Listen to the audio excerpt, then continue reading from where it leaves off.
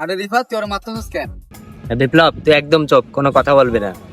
আর হ্যাঁ জীবন, তুই আমার সামনে আর কখনো আসবি না। মানে রিফাত গায়ে হাত দিলি, বুঝলাম না ব্যাপারটা, আবার তোদের কাছে আসতে মানা করতেছস। আচ্ছা থাক, তোরা তোদের মতো, আমি গেলাম। আমি তোরে যাইতে নিষেধ করছি, তুই যাবি না। ও তোর খালাতো ভাই হোক আর ফুফাতো ভাই হোক, এমনিতে মেজাজ গরম, ফোন রাখ। আরে মামা রাগ করতেছিস কি লাগে? শোন একটা কথা বল। আচ্ছা কি কথা মামা, বল। থাকবে।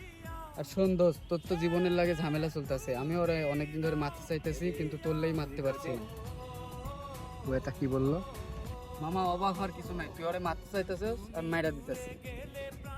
শোন, মির্জাফর কারে বলে জানিস? তোরে।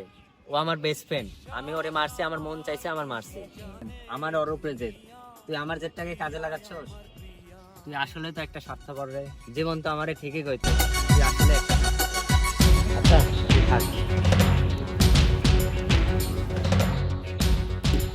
কাছে ঢেল মারো, কাছে। জীবন তুই এখানে চল।